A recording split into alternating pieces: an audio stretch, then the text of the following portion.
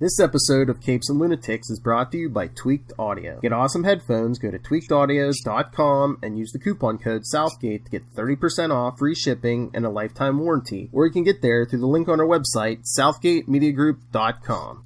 This is Luca Perich, and you're listening to the Capes and Lunatics podcast. Recording has started.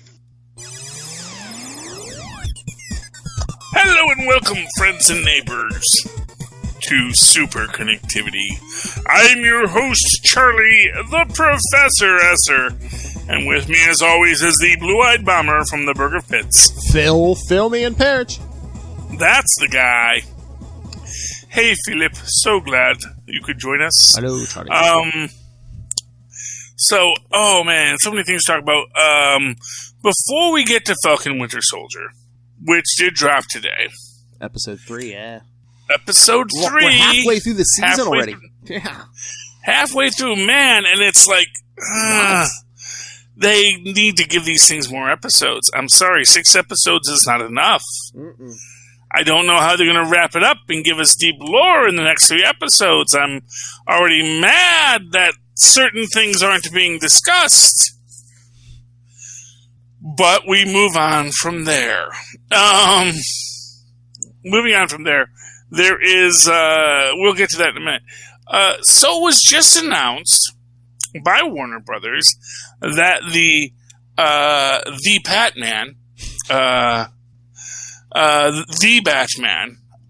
new The Batman films will be taking place on Earth 2, which is either a Warner Brothers executive who has never read a comic book talking. It's like, Earth 2, that's something you geeks say, right? Or he is actually saying, no, it's going to take place on an Earth 2 that has the JSA, that is the, there was actually a whole debate of whether or not that's Earth 1 or that's Earth 2, you know. As I say about Marvel, everyone thinks of the 616, so, yeah. You know. But it's interesting in the idea that, if this is an Earth 2, meaning it is now a separate universe, and there is going to be an expanded Gotham universe, because there is going to be a Gotham show, that, you know, someone should probably review on a weekly basis. I don't know who should, but someone should probably review a Gotham show. Well, some of us have on a weekly basis. Batman show, so yes. Yes. But I mean, I'm down to co-host that, by the way, and that's something I might live tweet. Oh, there you go. Well, it's going to be HBO Max. Yeah. Doesn't that have an HBO component that goes, or does it go to HBO Max first and like does it at midnight, which is just annoying? Yeah, I don't know if it's just like a pure HBO Max thing. So that's what I'm saying. It's that one might be hard to live tweet. Yeah. That makes me mad. But again, with the whole The Batman thing, it's like, what was it? They say Earth 2. Is it, what, are they counting the Snyderverse as Earth 1? Because on the, Arrowverse shows, most of those shows are set on an Earth 1, and Stargirl and the JSA are on Earth 2, so it's like... Yeah, although it should be noted that is like the third, JSA that we've had. Because there is an Earth 1 JSA, because the Legends encountered them, when they went to the 1940s, and then they had the JSA for that original Arrowverse universe. Yeah, and now Stargirl has its own JSA, but it is technically a different universe. And I don't know, it's always weird to me that there are these costumed superheroes that are so below the radar. And And the whole JSA thing is so weird because it was like, they were the original heroes of the 40s, but then once Barry Allen ran into Jake Eric, it's like, oh yeah, the JSA is from Earth 2. But then after Crisis on Infinite Earths, when they got rid of all the multiple universes, they were like, oh no, they were from World War II. And, so it's like, it's half the time they're from Earth 2, some of the time they're from the 1940s. Yeah. Yeah, and as we pointed out, Smallville had a JSA too. So we have had many, many multiple versions of JSAs, but it would make for a very interesting take if they're going to do an Earth 2 And I think that DC did this, where they did the Earth 2 modern era, where, you have Alan Scott and you have everybody, but it's in the modern era. But there are all those classic JSA characters, Starman and Green Lantern, and of course, Wonder Woman, Superman, and Batman. And, that would be interesting. It would be interesting to see Batman and Superman and Wonder Woman form, or Batman and Dr. Fate and Green Lantern form a JSA in the Bat-Pat-verse. We just have to see how far they're going to go and how much they want to expand it. Now, since we know they're building out a Gotham-verse, because they are going to have that Gotham series on HBO Max, it makes you wonder, okay, are they just doing a Batman lore universe? But that's a pretty small universe when you think about it. Anytime that you're confined to one city, because that's the thing. It's like, I'm afraid of the Batman, and I'm a supervillain. I think I'm going to move to Milwaukee, where Batman's not, and I'll go rob banks there. That's a much smarter move on my part. Well, yeah, I mean, that's the thing. Like, if you're going to stay Batman-centric and you're not going to bring in any other, like, you're not going to bring in Superman or anybody, who cares what Earth is on? I thought that's originally what Warner said. They're like, oh, yeah, some of these movies now, the interconnected universe thing didn't work, so everything's going to be its own separate thing, but now they're interested in labeling each universe. But, that's the thing, is I actually think that the interconnected universe did work. It just was roughly executed because it kind of jammed it all together. Well, yeah. Well, like Lilith said, I don't think Zack Snyder was your guy to build a connected universe. Yeah, but I mean, here's what I'll say. Joss Whedon brought the Avengers together and then did Age of Ultron, which a lot of people don't enjoy as much. The fact of the matter is you can have a bad director, you can have a bad take, and then just move on from it, Oh, yeah. I mean, I think they were kind of leaving Snyder, quote, unofficially in charge of most of that. It's like, yeah, I mean, Joss Whedon might have had a bad movie or two, but Feige was running the show over there, so it's like... Exactly. But the thing is that you can then move on, Yeah. That I think is DC's biggest problem on this, is that they want to commit to something. And it's like, even Marvel didn't commit to everything right away. You get a Tony Stark cameo in the Hulk. Yeah, you get some Stark tech highlighted in the Hulk. But really, when you get to Thor, you'll get... It's like all the little cameos. Basically, Marvel committed to cameos, not a shared universe. Yeah. They don't build that universe until the Avengers. And quite frankly, if they had really felt something didn't work, they probably would have just said, well, maybe that's not what happened, Yeah. I mean, again, it's like DC runs at the first sign. Well, Warner's DC runs at the first sign of trouble. Marvel, they hit a speed bump. They're like, okay, maybe that one wasn't as good. On to the next thing. But yeah, I mean, Marvel did it right. They had a bunch of, they had one or two Iron Mans, you had a Thor, you had a Captain America, and then you rolled into Avengers. But it's like DC, that's what they should have did. They should have did some solo Justice League member movies. Maybe even had Harley Quinn in a Batman movie before you threw her in Suicide Squad. I mean, I think, that's sort of where it gets weird. Because I actually think that had they done a Justice League movie, well, what it was is they did Man of Steel. Well, yeah, that's the thing. It's like Batman, Superman. Everyone knows the story. I mean, I don't even worry about them, but they should have did Wonder Woman, Flash, and everybody before they did the Justice League movie. Well, they had committed to something for a while, and then, unfortunately, here's what I'll say. I think that had Zack Snyder done his 2-hour Snyder cut, I think you might have had a consistent DC multiverse that you could grow from. The fact that he left it and then you had Joss Whedon have to sort of fix the problems of a 4-hour film, say, well, we can't release a 4-hour film. This isn't The Hobbit, I'm sorry, it's not The Hobbit, or you would have to break it up into two different films, or you'd have to do all this stuff. There's all these qualities that you would have had to have done there. But if your plan was to do a 4-hour film, that doesn't really work. We have to tell the story in a reasonable fashion for people going to movie theaters where they do have to get up and pee.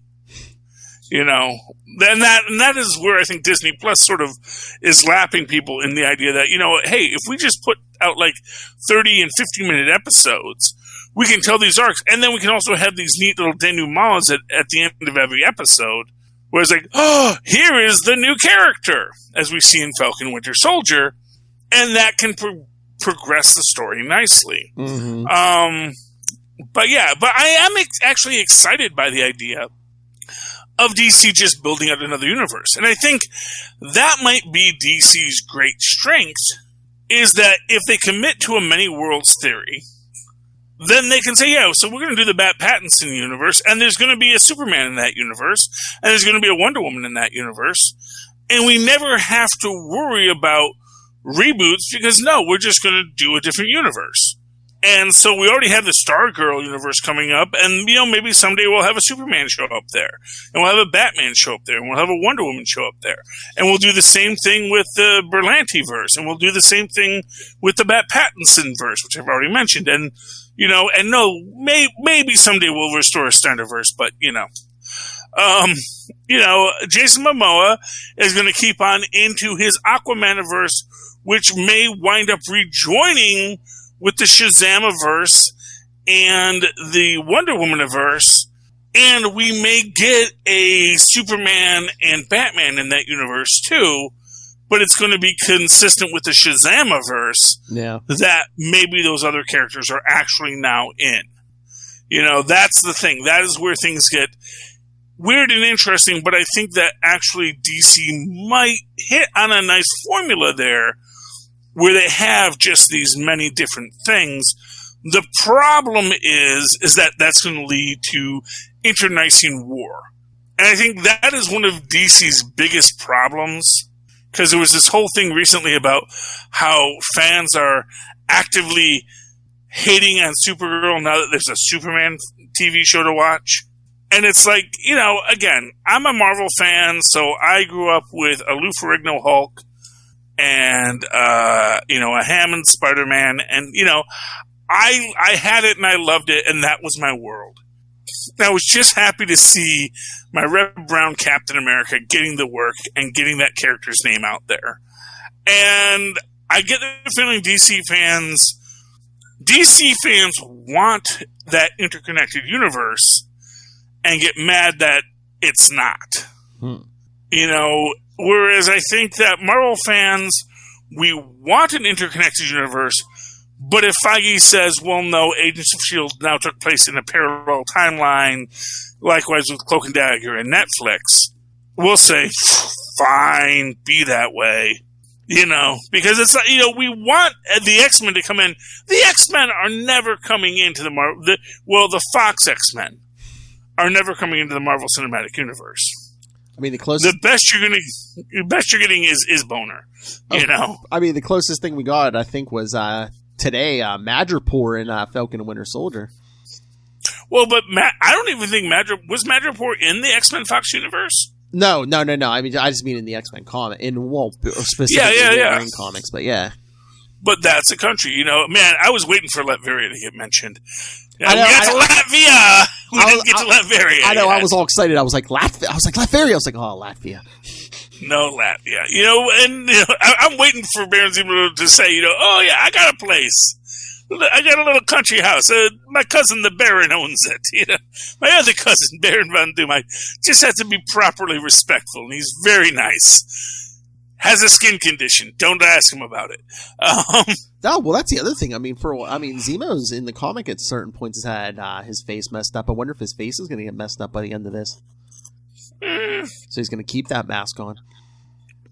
I don't know. I think that's a lot to ask. Yeah. For the SFX department, for the actor, for everybody, you know. Or unless he's like vain like Doom and he just has like one little like scar down his cheek or something. He's like, oh, I'm hideous. I must wear the, you know. Yeah, I mean, the original idea was that the mask was glued to his father's head. Adhesive X, yeah. Yeah. And then he fell into like a volcano at some point.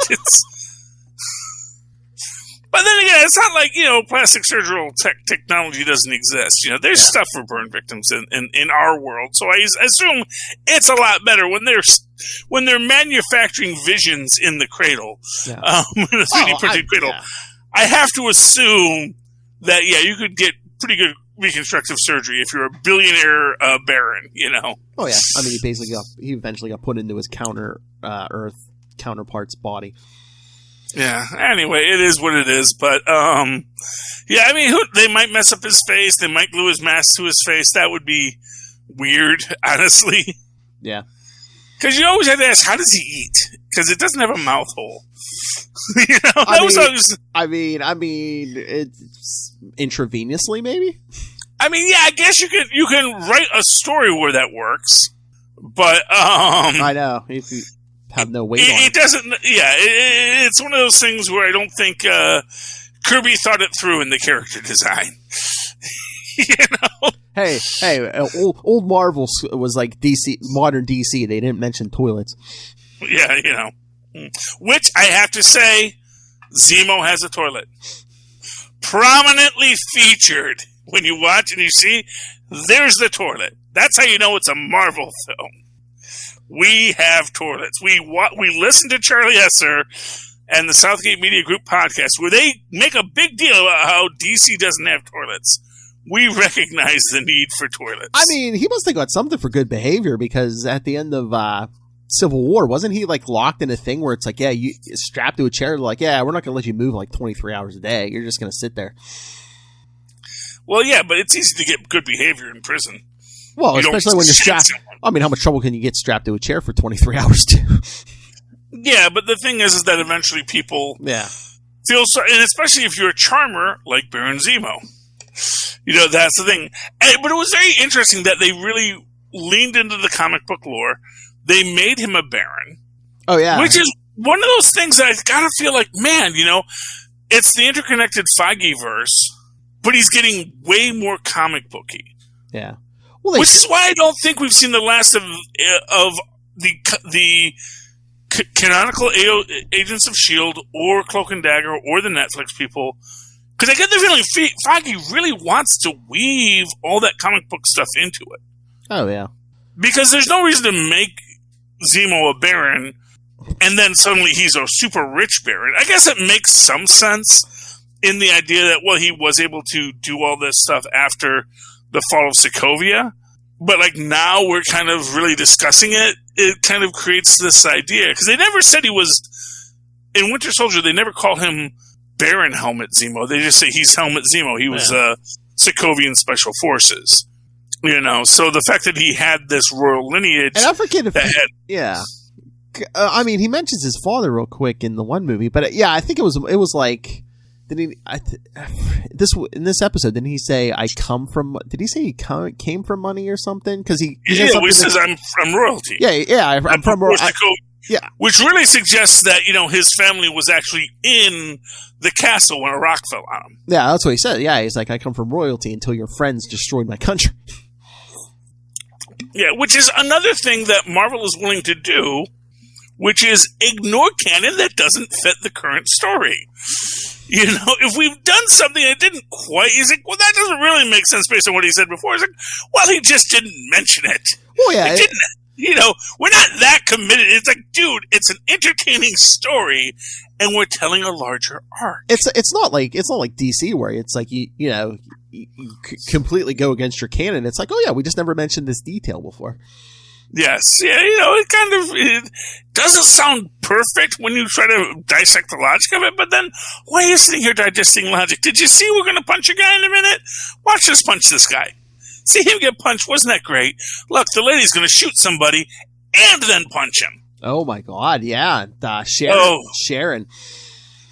By the way, I have to love the way they integrated Sharon Carter's Marvel story of going off-grid, getting left behind, and having to make a life in Madripoor. And because that is canon. I don't know. I can't remember when they brought Sharon Carter back. I want to say it was the late 90s, early 2000s. What, Sharon Carter? I don't know. Yeah. Yeah. I don't know if that was Grunwald's run or if that was the next run. No, it was right after Grunwald. It was Mark Waid brought her back. Yeah. Mark Waid, yeah. Because, Cap saw, he saw her die supposedly on video, getting burned alive. Yeah. He's like, I thought you were dead. And she's like, oh, yeah, you saw me on video. How concrete evidence that is that? She didn't tell a lie. But yeah, in that one, yeah, she kind of went undercover for Fury and stuff, and then she got left behind enemy lines or something. Yeah, it had to yeah, and that was and this was a great parallel to if you were a deep dive comic nerd, if you were reading those issues in the 90s or the 80s or the 2000s, because all time is a myth to me now because I'm 40, so everything happened 10 years ago. It is a beautiful way to call that back. And recognize part of this character's history and story. And a lot of her allies disappeared in the blip. Fury disappeared. And although the only thing that kind of annoys me about this is I'm realizing, this was episode 3. We've got 3 more episodes. Yep. Are we going to get more Isaiah Bradley, more Sharon Carter, more whoever this Wakandan lady is in the next 3 episodes? You know what? I wonder if maybe at the end of 6 we're going to get a cliffhanger, and they're at the end they're going to be like, oh yeah, you're definitely getting season 2. But yeah, stay tuned. Yeah, that then for what it's worth, I guess we've all been living in the blip, the COVID blip. Everything had to shut down production. And we've got you this far, and there's going to be more coming as soon as we can all get back together. Yeah, some of it might have been COVID, but as long as everyone still wants to do it, I'm guaranteeing you're probably getting a season 2 because they said the premiere of episode 1 broke Disney Plus record, so it was the highest premiere. Yeah, because I think they said it was Falcon, Winter Soldier, then WandaVision, then Mandalorian. Yeah, it's pretty impressive, and I can totally see that. Yeah, we'll get more of this, but I'm annoyed to have these characters be introduced, and then we get no more lore or no more story with them. That to have them be these cameos, and then not get a payoff. Obviously, in 6 episodes, you maybe don't get a payoff, but obviously they're building a larger lore for their universe. But the fact that we have an active Isaiah Bradley, the fact that we have an on-the-run Sharon Carter, it puts us in this spot where we really want to see more of these characters. And, that she stays behind in Madripoor is kind of annoying at the larger structure of it, especially given that, the power broker is still active in Madripoor. And it's a little disappointing they're not further going, that they're still focusing on Kylie Morgan. Is it Kylie Morgenthau? Is it Car or maybe Car? Is it Carly? I think Carly. Yeah, yeah. It was Kyle. Now it's Carly or Kylie. Oh no! I think it was Carl, and now they just added an I at the end of it, so it's like Carly. Yeah, it's Carly. Carly Morgenthau, which is fine. I like Carly Morgenthau. She's a fun character. Although, man, and this is one of those things we get, and again, where we get in this episode, was what they call them, Nigels or Nagels, which I really want to say, man, are any of these people that are actually in the Marvel Universe? Because they're really dodging malice, which is both a boon and a detriment, because on the detriment, it's like, man, how do you dodge malice in this? But it's like, wait, are they actively avoiding malice because they know Netflix did malice already and they're trying to figure out what they're going to do with that character? And they really don't want to step on the Netflix universe yet? Or do they have plans for that Netflix stuff and they don't want to tread there because maybe malice is coming up somewhere else? Yeah, I mean, I fully believe Malice is coming back. Like I said, he's been experimenting on... I'm sorry. You have super cuttlefish serum and you don't give yourself a tweak from time to time? I'm sorry. When you've got the process stone cold, and then you're dating a cuttlefish lady, you're not going to give yourself a little juice just to keep up with her in the bedroom, if nothing else. And I don't think it's malice, but do you think the power broker is someone we've seen before? I mean, we're halfway through the season and we haven't seen the power broker at all. I mean, it has to be someone we've seen before, right? I mean, no. I mean, it's not going to be a big disappointment. Just be Curtis Jackson. Oh man, wouldn't it be great if they actually got 50 Cent to play the power broker? Curtis Jackson. Yeah. Curtis Jackson. Yeah, no, I'm the power broker. What do you want? I'm going to mess you up, you know? It would just be great. It would just be great. But I mean, I don't know. I might just, I feel like I'm going to be disappointed if it's someone I haven't seen before. Like, I mean, the Red Skull would be the thing, or like Justin Hammer, or somebody. Nah, see, that's the thing. It's like, I'm not waiting for that. I mean, no, the best person to be the power broker would, of course, be, what's his name? Was it Nigel? the not real Mandarin. Oh, yeah. I am the power broker. You know that the thing is just not alone. Then it's all just this great act to be pulled by, of course, the real Mandarin, which will be showing up over in Shang-Chi, which is coming soon. So maybe that's not the wildest idea ever, that the power broker might be Sir Ben Kingsley. Oh, Sir Ben Kingsley, power broker. Mark my words. Or 50 Cent. 50 Cent.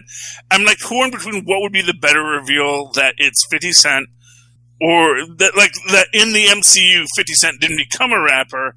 He just became, because he was a gangster, but he actually parlayed that into a powerful position in Madripoor.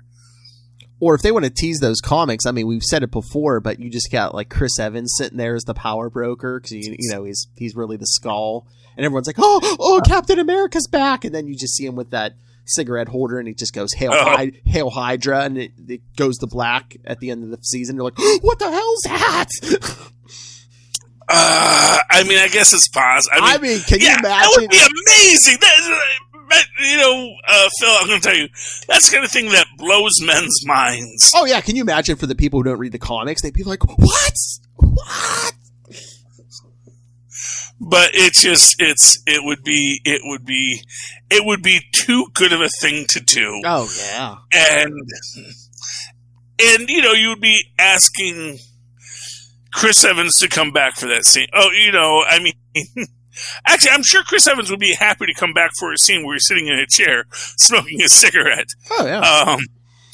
And then, just give him the dust, and now his face is all scully. Like, we can get that other guy back from the Skull, Exactly. We can do we can do a Skull Mask guy, Or hell, I mean, even if you do Chris Evans' face for a couple seconds, you could probably CGI it. They got enough footage of him. That's not appropriate, because you'd still have to pay him for his image. Oh, true. There's all sorts of rules, Phil. I know. The lawyers are catching up to technology. Never doubt that lawyers today are actually outthinking the technology. Oh, I know. They're writing things in the contract to say, what if they actually come up with a smell-o-vision? Then my client's scent is his own, and you cannot replicate my client's scent on your things without his written authorized permission and payment. Oh, but do you want to know the depressing part? I guess Wyatt Russell's been getting all kinds of hate on the internet and stuff. Well, I don't know. See, that's the thing. I'm not seeing hate on the internet in the way that... So it's like there are hashtags for the hate that is going out from the DC fandom. Oh no, I thought I saw somewhere he was getting death threats or something. No, he's probably gotten...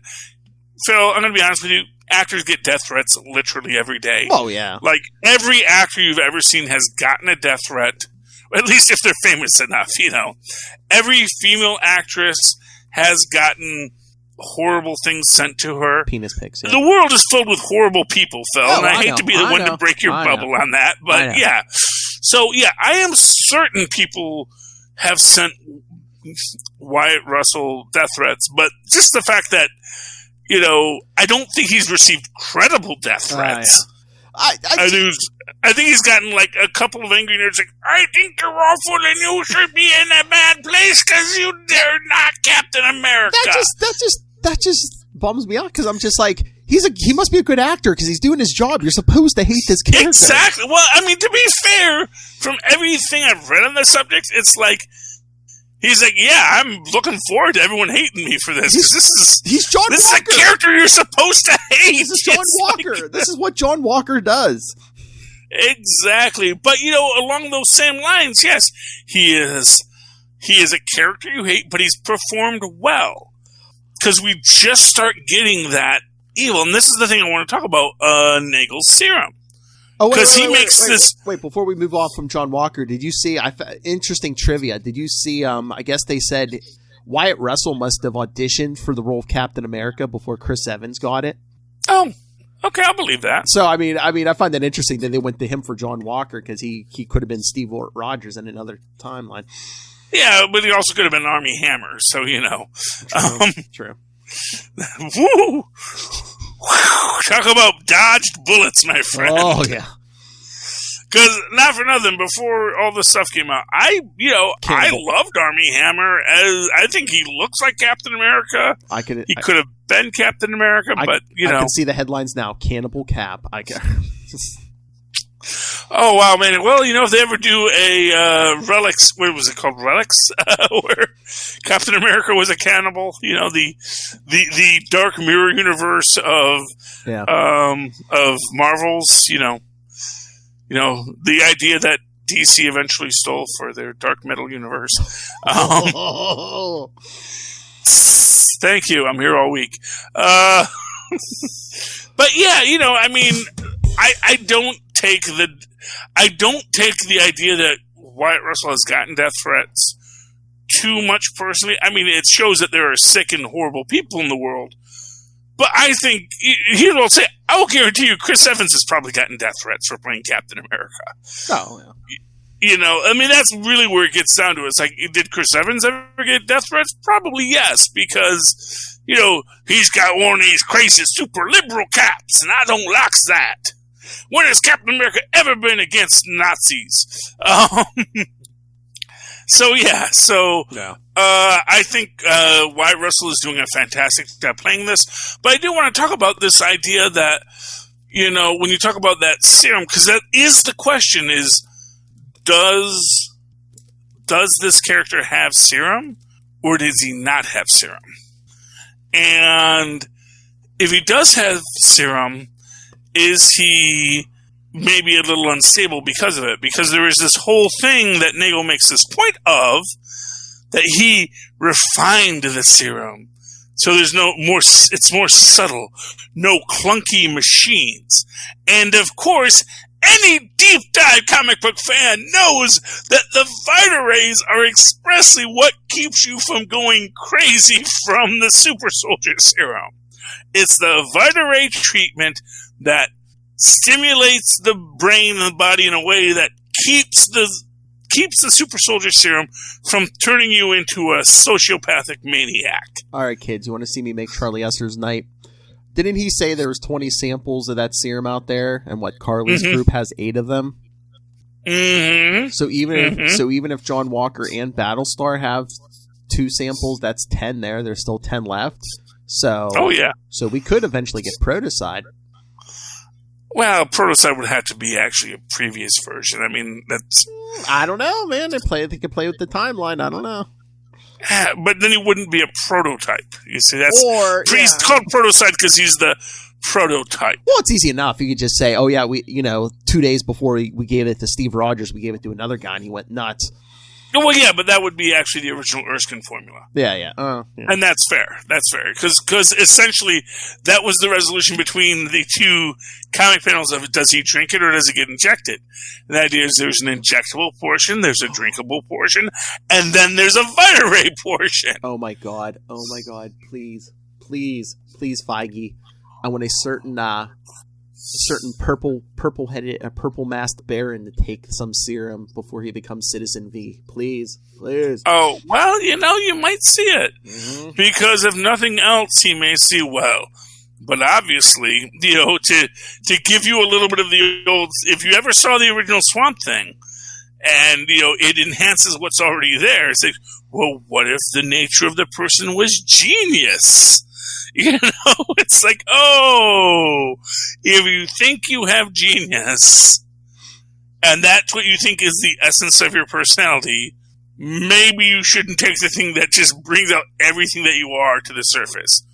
Or as Richard Pryor once said, when someone told him that, cocaine is great, it just brings out whatever you are and makes it more intense. He's like, yeah, but what if you're a real lousy person? Which isn't the word he used. Yeah. And I'm assuming that was Richard Pryor. It might have been Bill Cosby, actually, in some of his more blue days. Bill Cosby played blue, for those who don't remember. He did play blue back in the day, but but what if Sam gets some serum? Sam might get some serum. Actually, you know what I actually think is the most interesting concept in this? I actually think we're going to get a Joaquin Torres Falcon by the end of this. Maybe, yeah. Because I think he is going to look. Because I think at the end that might be our last thing. Is we're going to get Joaquin back into this. And he's going to be like, yeah, man, I need someone to be on my side. Bucky's going to do his own thing.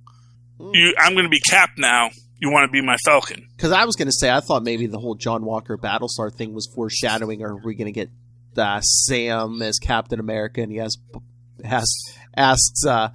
Bucky, he's like, hey, you want to be Bucky again? No. Yeah. Well, but that's the thing, is that although there was a Bucky in the, I think I'd have to go actually look back at the comic books they're reading to see if there is a Bucky character in the original 1941 Captain America comic books that we see in First Avenger. But it would be interesting if they do have a Bucky image in it, But I would really like to see Joaquin get his own wings in green, and have him like, I want you to be with me. I want you to be part of my new Avengers. And that's the thing. I don't think they're actually going to go for a Young Avengers. I think they're going to go for a West Coast Avengers. I think it's going to be Falcon bringing together in the next arc a West Coast Avengers, which might include a White Vision. Oh, there you go. Yeah. Maybe we'll get a Tigra in there. Fingers crossed. Hey, love Tigra. Hey, that last version of West Coast Avengers was basically Kate Bishop. I mean, we're getting a Kate Bishop. We are getting a Kate Bishop eventually, yeah. And of course, as Field pointed out, that Cassie Lang already exists in this universe. Mm-hmm. We could get a Cassie Lang. The Maximoff twins. We just met them, but they're not there yet. So. Lots of possibilities. Oh my God! Once Byrne takes over that book? Who shows up in West Coast Avengers? Oh, Master Pandemonium. No, U.S. Agent. Oh yes. And speaking of U.S. Agent, did you read U.S. Agent this week, Philip? Of course, I did. I found this a very hard book to follow. I'm going to be honest with you. Yeah, it kind of jumps around a little bit. Jumps around a lot, and now we've got the fact that our pizza guy is actually a kung fu master who trained the Saint, who is like actually this little skinny guy, but he injects himself and Bane. It goes all over the place here, and John Walker's, is he sleeping with Val Cooper? What? Where did that come from? Apparently, yeah. Well, once you go super soldier, you never come back. And apparently there are cow dragons in this universe. I mean, it is a weird, I'm not going to say I'm going to stop buying them, but they're definitely weird books. It's like, it's kind of, here's what I'll say. Maybe if I was reading this as a trade, it's sort of like, if you binge something, it makes more sense. Yeah. I mean, just the cutting back to the interviews of the people after the fact. All these rural farmer folks and their most beloved cows. These are like really nice farmers, by the way, because these are clearly like, small batch, organic, free range cow dairy farmers. So that's a positive. Although I don't know if you want to be drinking the milk from the dairy farmers that are above the toxic waste site. Yeah. So. But again, yeah, this is only 5-issue series, so next issue is the last issue. Yeah, I mean, it's good. It builds the lore. I enjoy it. It's like, there's nothing that I can say that I dislike about this book, except for the fact that I feel like in a month-to-month format, it's a little hard to follow because they keep on jumping around. Well, yeah. I think that in a trade, this is literally a book written for the trades, but I am enjoying it. Yeah, it's just weird because it'll go months ago, days ago, now. Yeah. Do you want to pick a book to talk about, Philip? I'm sure you read Captain America 28. The Great Ta-Nehisi Coates. Oh wait, yours is different. Yeah, I got this. I got the retro blue and white cover because we're not paying for a colorist if we can sell more of the book without him. No, it's actually quite nice. I actually like this style of cover. It's nice. Mm-hmm. I mean, it's not a traditional cover, but it is fun to look at on an occasion. So, but yeah. So, man, it's weird that the Lucans are kind of in this weird menage a trois with the Red Skull. And that they've brought, it's like they've brought like Sin into their throuple as their daughter. Yeah. Cause like, it's like the Lucans, it's weird, but you know what? Hey, you do you, Pikachu. I mean, I'm thinking that wife's kind of saying, yeah, maybe my husband ain't all cracked up to be, but that Red Skull, Well, that's what makes it a throuple, Mm-hmm. It's like, my husband was good in what he did, but man, that Red Skull, he's got what he's looking for. It's interesting, oh man, the whole thing with it's kind of interesting, the parallel that Cap makes between the kid who fell between the cracks mm-hmm. and himself. Like, yeah, man, I get it. You feel weak, you feel powerless, and all you want to do is be strong. It actually kind of suggests a dark side to Steve Rogers, which is interesting because it feeds in nicely into certain things they did with the Hydra Cap arc. Yeah. Where, pushed in the wrong direction, the same moral compass that made this person a hero could just as easily make him a villain. Well, yeah, because it's kind of like, had he not gotten the serum, I mean, he wanted to serve in the military. He couldn't have if it hadn't been for that serum, so what would he have done? Well, I mean, that's always my big argument there, because, as me and Maz talk about over on Full Stream Ahead right now, as we're reviewing Falcon and Winter Soldier, what if Cap had gone to Palo Gordo like a good soldier? If he had gone and helped the scientists, maybe there'd be a very different world. But, it's interesting in how they break it down, and I do like that. We got our Daughters of Liberty. We find out that Agatha Harkness. It was Agnes. It was Agatha all along. Yeah. Well, it's interesting because it's a nice parallel because essentially what they're talking about is the Mad Bomb. Mm-hmm. This idea about harnessing hate. It's like, oh yeah, I created these, but it's actually supposed to harness positive emotions, but they made versions that harness negative emotions. Which again shows that whole sorcery angle, which is neat. Honestly, I would think that Cap would be more aware of drugged weapons that nick him more at this point. Because isn't this like the second or third time he gets hit with a drugged weapon that knocks him out? I mean, how many times has he been hit with drugged weapons since World War II? Come on, yeah. Yeah, I mean, actually, that was one of the things I always liked about. There was something they called out with Sue Storm. It's like, yeah, I'll be honest with you. At this point in my life, I just get a little buzz off it. I've been gassed so many times. It's kind of nice, get a little, I mean, a little nerve toxin, yeah. if nothing else, Steve should know by now not to turn his back, even if he thinks an opponent's down. Yeah, it was just him and her on the roof. It's like, I can stand and face you while making my call. Mm-hmm. Yeah, but, it's an interesting aspect because we do get this whole scene with Sharon and Cap at the end, and I get these feelings of the old, hubris is, the devil's favorite sin. Yeah. Because it's the one that we all succumb to. And it's the one that can be the most destructive to us. Because, why not be prideful? Why not say I'm the best and I can do it? I don't need no help. Anyway, next book, Philip. Did you read Black Cat number 4? Of course I read Black Cat number 4. So who are these Hobbs' heroes?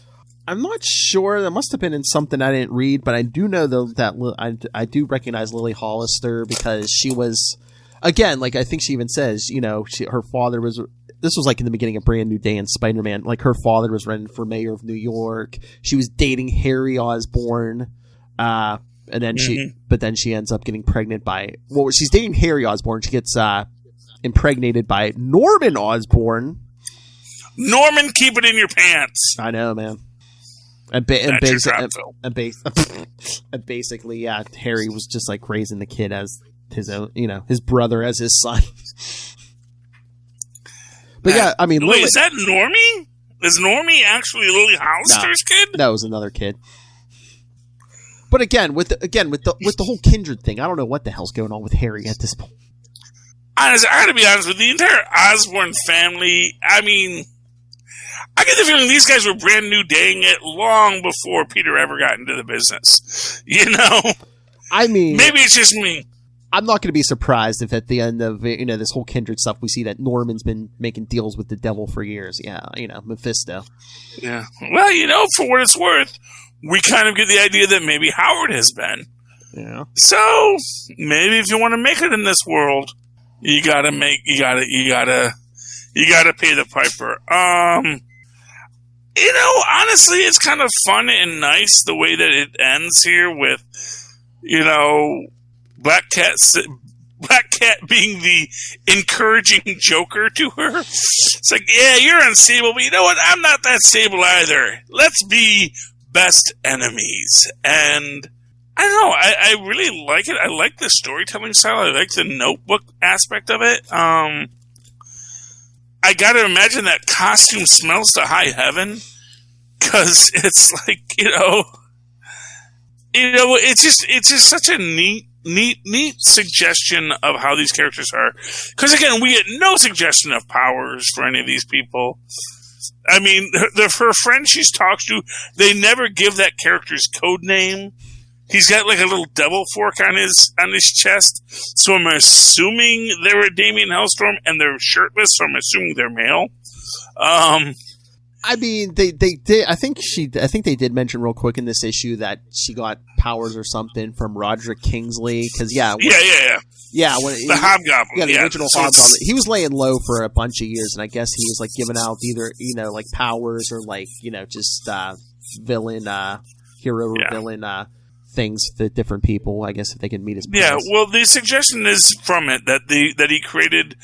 That he, at one point, got this idea in his head he was going to be a hero instead of a villain, and created the Hobbs Heroes.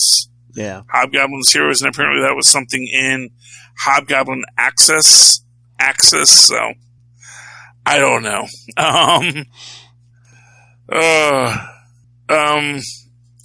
The last book I read this... Oh, yes. Sorry, I looked up Hobbs Heroes. Axis Hobgoblin number 1 from 2014. The Hobgoblin was the leader. Members included, first name up, Demolition Man. Wow, my Dennis Duffy was in there? It says Demolition Man, Flower Girl, Leather Boy, Queen Cat, Rocket Head, Water Wizard, and Wild Streak. Oh, he's Water Wizard. That's the Trident thing, but that can't be the Water Wizard. That has to be a different. I don't know. So I don't know if any of these people are. You know why Hobgoblin was creating heroes all of a sudden? That's right. It was during Axis. Remember that spell that inverted some of the characters? Oh, I remember the Axis. Yeah. Turns everybody from good to evil because that's when we got Superior. That's when we got Superior Iron Man. Yeah. Who died at Superior. So yeah, Kingsley must have got hit by that spell. Yeah. So DC, you're not the only people that can wipe out an entire universe and bring it back and just change stuff and ignore stuff. Just when Marvel does it, we just don't care because the stories are so good.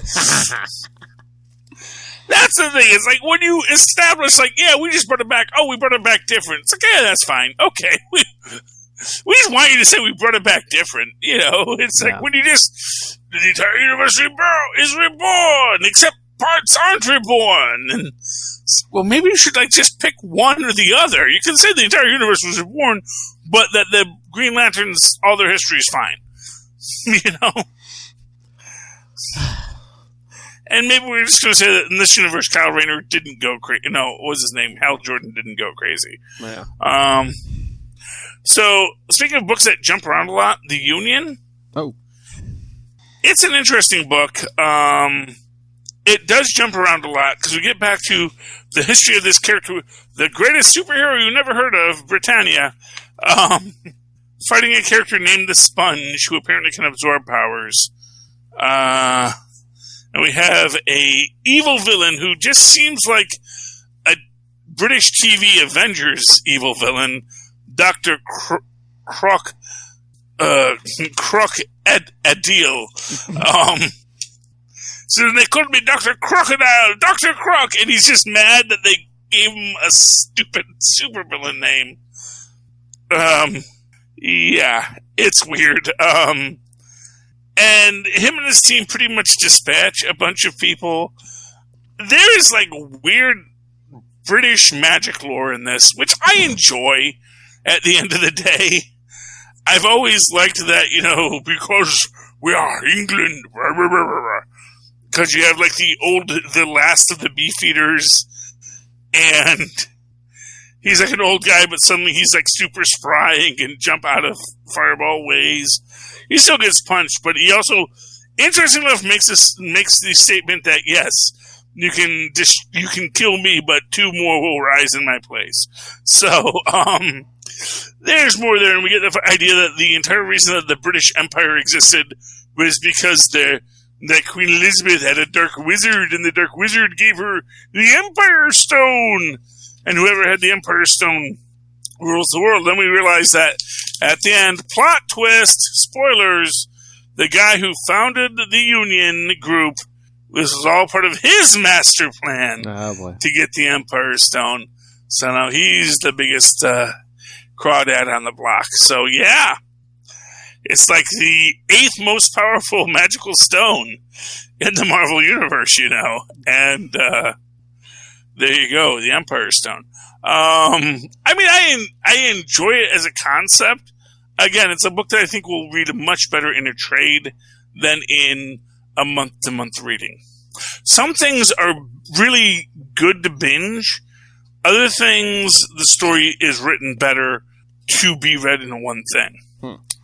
You know, and for what it's worth, that's the thing. I think the Snyder Cut would have worked better as a series in those 4 hours than as 4 hours of having to sit through it all. But, you know, such is life. And do you have any other books you want to talk about this week, Phil? The final thing I wanted to mention real quick, King in Black Ghost Rider #1. I mean, basically it's just beating on symbiotes, but Johnny Blaze was still dragging Mephisto around. At the end of this, they put Mephisto back on the throne of hell. Okay. Because they're like, you know, it's either him or Lilith, and they said they'd rather deal with him than Lilith. Yeah, well, you know, I know Lilith, she's a great person, but her and her armadillos, you know. No. That's just rank sexism. Lilith, write them a nasty letter. Well, I think they're saying Lilith is more competent than Mephisto. So we'd rather have this idiot on there than, you know, somebody who knows what they're doing. Yeah, you know. Fair enough. It's why you really never want Captain America to break bad, because he is way more competent than you are willing to accept. But I was just wondering how does this tie in with the Avengers stuff? I mean, is this like going to be part of the catalyst that gets us to Heroes Reborn? Is Mephisto has to be back in hell? Well, I get the feeling, because we do know that Coulson coming back to life was something Mephisto orchestrated. Mm-hmm. And the idea and the ability to create the LMD Squadron Supreme was something that Phil Coulson spearheaded. Mm-hmm. So, I think there's a possibility that it was Mephisto's plan all along. So, and especially because he knew that Lilith would be too competent, would overplay her hand, essentially. That, it's like we are immortal esoteric beings. Yeah. We play long games. It's sort of like, him from Powerpuff Girls, mm-hmm. where it's like everything he does, it's just this little tweak. It says, but then it'll do this. They'll eat the candy and their teeth will decay. By the way, super excited for the live action Powerpuff Girls show.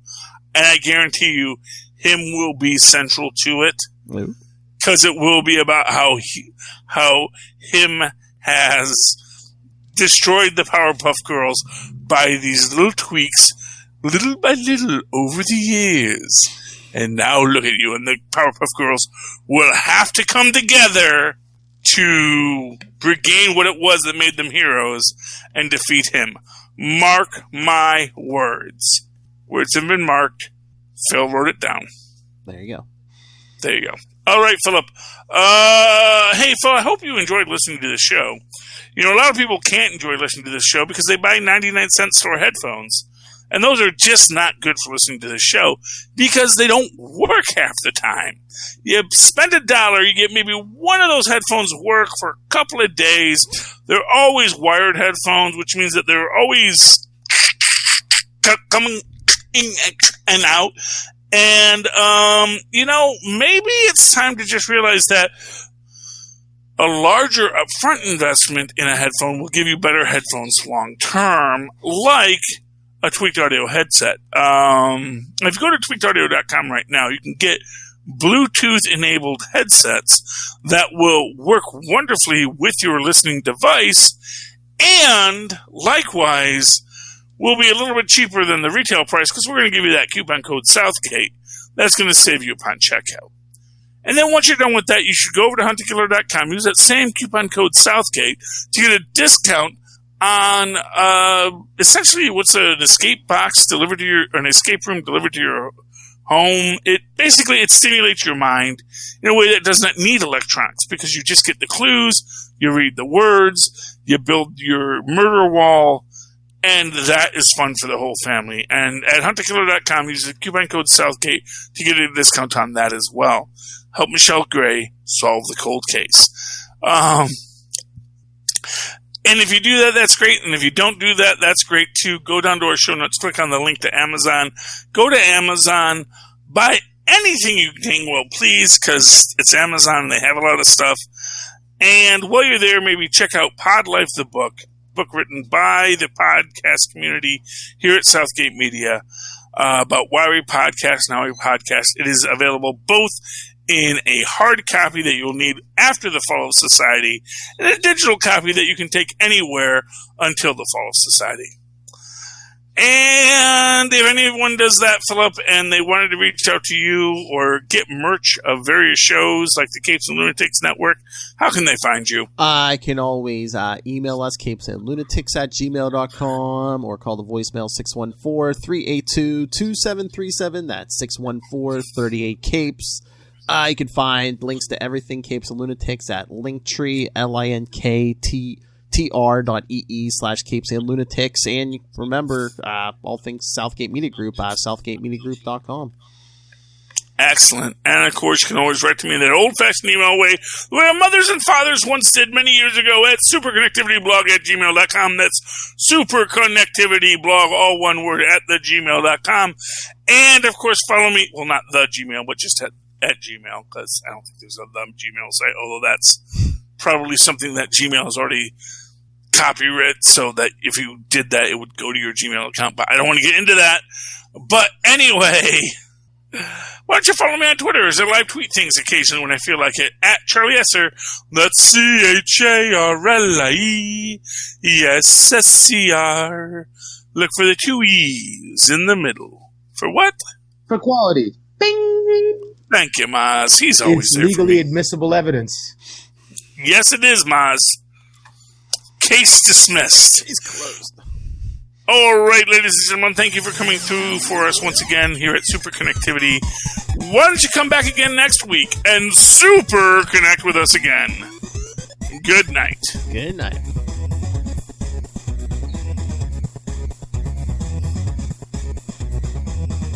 Vogue.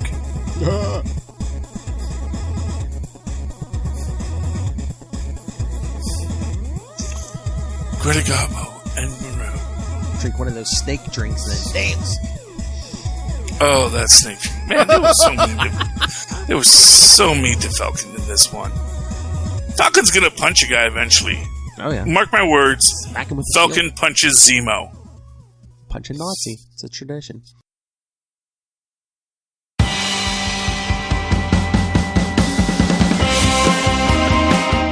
Hi, I'm one of the High Priests of Khonshu Ray, and I have the sacred privilege of providing you, the loony listener, with a podcast honouring Marvel's very own Moon Knight. So join me and a host of others at Into the Night, a Moon Knight podcast. Follow us on Facebook, Twitter and Instagram, or support the show by becoming a Patreon member. Into the Night, a Moon Knight podcast. It's time to get your Khonshu on.